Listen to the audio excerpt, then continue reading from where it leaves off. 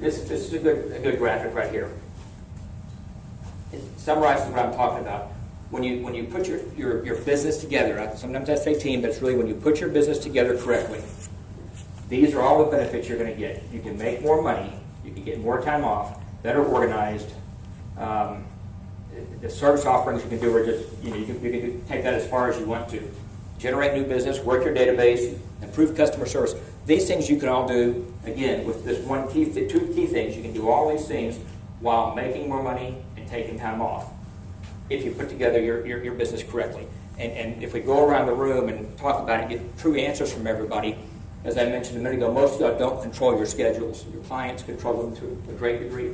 And when you've got a team, they don't usually know who's doing what. They don't care. So you don't have to be the one that's having to feel like you have to do everything to take care of your clients.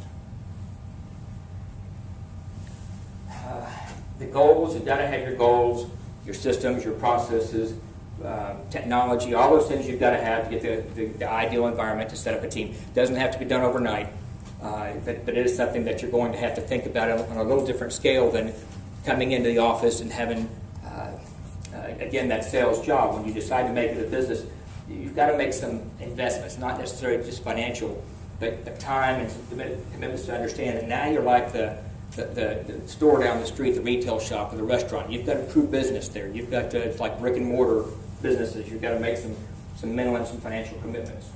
Jeff, I have one question on this, because this comes up a lot in coaching. How do you get your team to buy into goals and milestones? Oh, you asking me? I think you're asking me. I hire a coach. Through time, because we have a weekly meeting for our buyers meetings, and we sit down, we talk about, we go through, and I'll show you all an example here in a minute, who they're working with, how many sales they've had. And buyers agents are typically high personalities. They're not into numbers and spreadsheets and technology or whatever, like I am. So they're more about, I want to make this amount, but they don't know how to do it. So through our weekly meetings and looking at who they're working with, we've got a little sheet that I got from Michael many years ago, or from John, that shows, I want to make $100,000. Okay, here's how you're going to do it. So you back into it. That's how we set their goals. Getting my goals, like you guys, you put them together in November, it gets a little slow, you start putting them together. You finish, you don't finish, they change throughout the year. But if you put them somewhere hanging on a wall on a clipboard, put them somewhere in front of you on a whiteboard where they're visual and you'll see them, you'll follow them more so. But too many people put together their business plans or their goals in a file, and that doesn't work. We do it through sitting down and doing one-on-ones and having a meeting. We haven't talked about this, but I'm curious on your thoughts. With the team, when you set those goals and milestones, I know you've got buyer specialists and listing specialists, but what about the administrative people?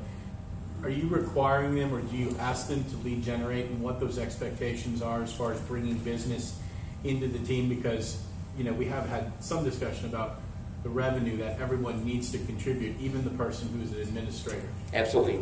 And with some of our admins have done great with that, and other ones, it's almost like they're admins sometimes for a reason. I've got a girl that does our contract close. She's great with short sales. Personality, getting on the phone and asking, she's not ever going to do real well with that. I've got another admin that's very personable, and she consistently brings in a lead here or there. It is hard for me to change sometimes that personality type when I've got somebody that's that admin person that just can't ask for business. But we do encourage it. We enforce it. We don't have a requirement for admin. We have a requirement for the buyer's agents. But it's something that we talk about almost every meeting. Our monthly meeting is you've got to ask for referrals. You have to ask for business. If they don't ask, so it's difficult to sometimes control them. I've tried in the past, but we do really push it with the admins. If I ask anybody, where's Carlos? See you right there. Weren't you over here yesterday? If I ask Carlos, I need a dentist, and he's in my market, he's got the best dentist. If I ask Jared, I need an insurance guy, my insurance guy's the best. If you remind people to refer, they'll give you referrals. Kind of going off topic here a little bit, but if you ask people for things, they're going to give it back to you. So it is important that they ask. All right. This is something I don't remember if it was Michael or Greg or somebody told me years ago about calculating your hourly rate. John told me one time about how much I could make an hour, which I thought I was pretty good at calculating this if I would just remember what I know is to get on the phone and make the calls. And I know for a fact to make $500, $1,000 an hour, it's attainable for anybody to do. If you get on the phone, make your calls, go out and about, whatever you need to do, versus your admin task. If you'll take your pay and divide your hours into it and see how much you really make an hour, I mean, you'll be surprised what you're making by lead generating and what you're making by stuffing envelopes, like I used as an example. This is John's laptop. I went to set up today, and it says, hope it's okay that I'm doing this. Yeah. What am I doing right now? What am I doing right now that is an income-producing activity?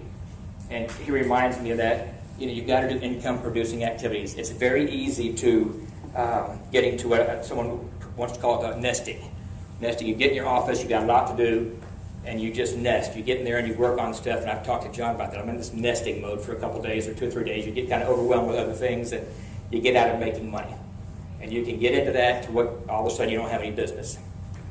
The best thing about today that hasn't been out there in the past until the past couple of years are all the different companies that take care of things to help you create income or take care of the other tasks so you can get on the phone or whatever you do to create income, to keep those income activities happening.